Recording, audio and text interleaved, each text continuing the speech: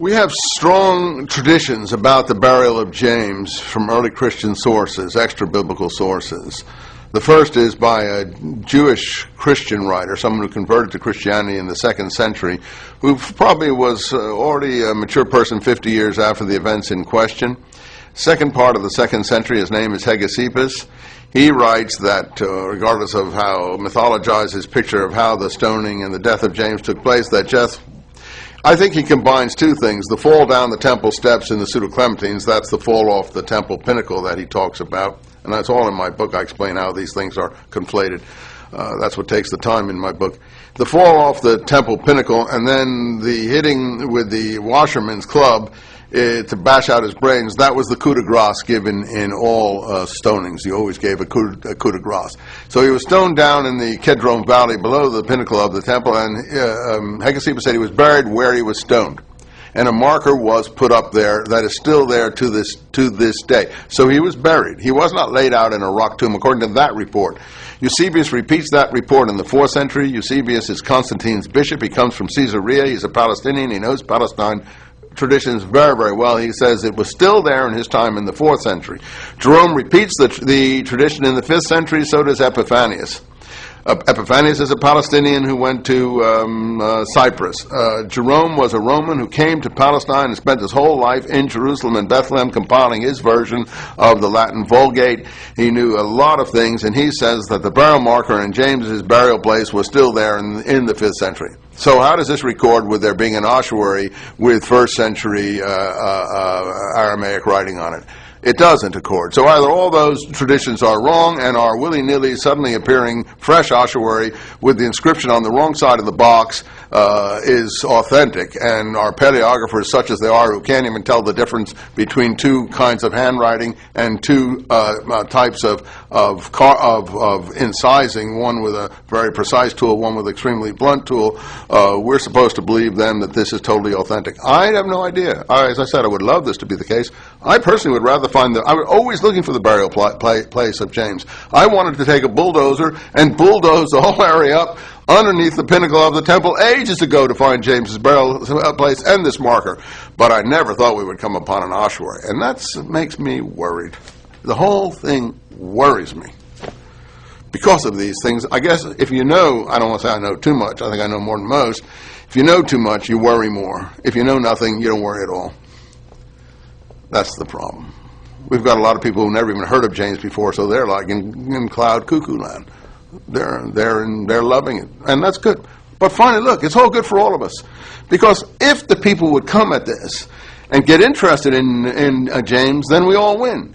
Because James is the most underrated, most marginalized character, and here he is suddenly on the front burner. Let's go and get interested in James. Let's not just use the thing to prove the existence of Jesus. If this turns out to be an authentic ossuary, all the more, all the better. But in the meantime, we've learned about a whole picture of the forgotten history of the church.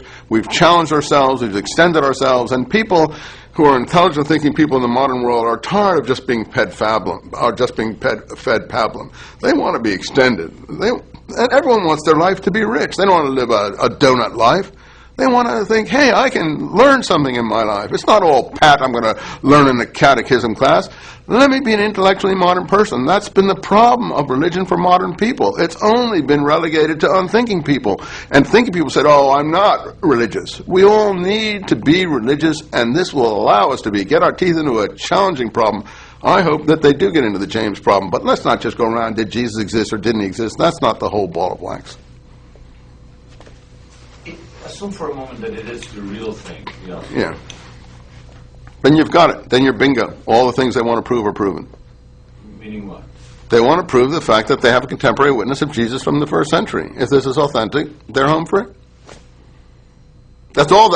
Again, what these people have decided, whoever are involved in this, and I don't know if it's nefarious or it's just accidental. Sometimes these things happen and have an accidental momentum to them. But the way it appeared seems to me odd. I have heard rumors that it was being offered for sale around Jerusalem, and I've been told this by Israeli colleagues 2 years before without the second part. But these may just be rumors, and I don't want to spread rumors. But the way this appeared is extremely odd. But if it's authentic, and I can't imagine the second part is written the same time as the first, but if everyone agrees that it's authentic, you can take the proof of Jesus to the bank.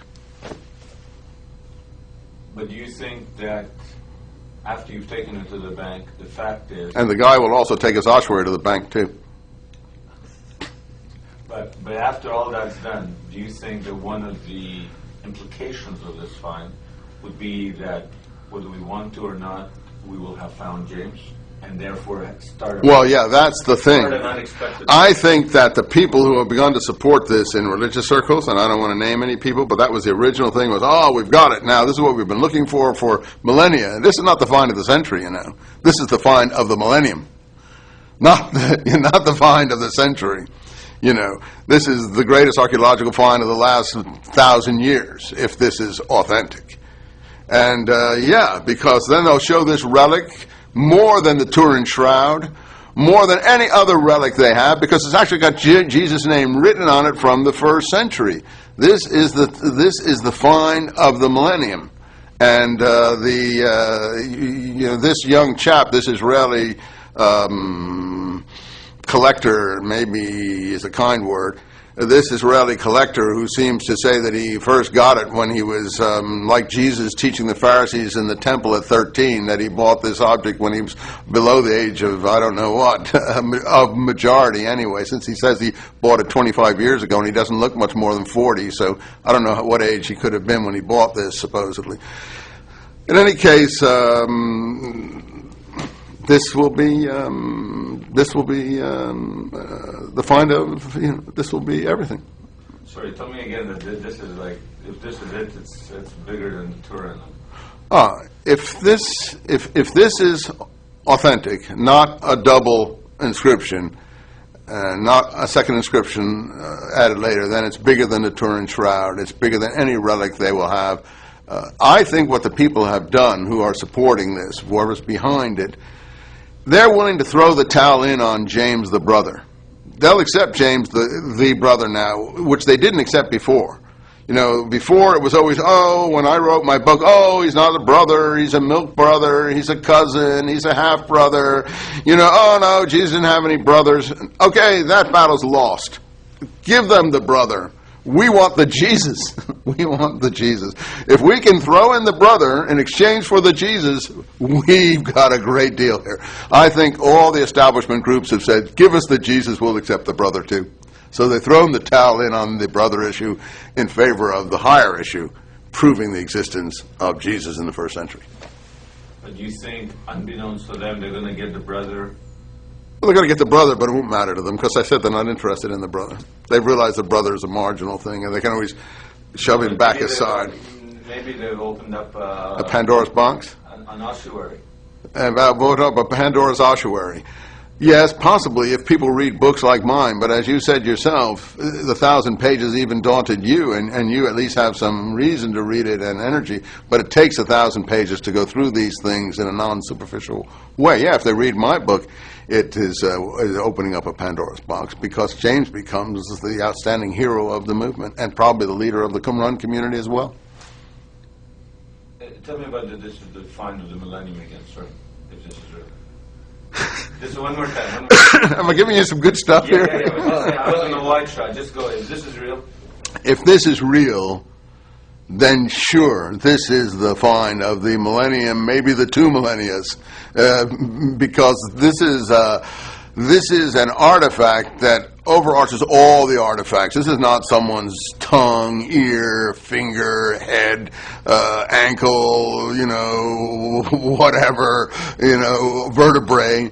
This is an inscription saying Jesus existed in the first century.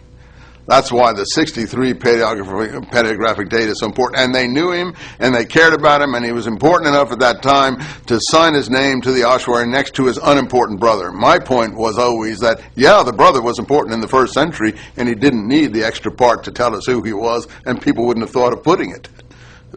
people wouldn't have thought of putting, because Jesus wasn't so important in the first century to those people in Palestine. Jesus became important as the documents were written that made and magnified his importance into the superstar, the demigod, the God that we now, the man God that we now all recognize as the savior of the whole human race.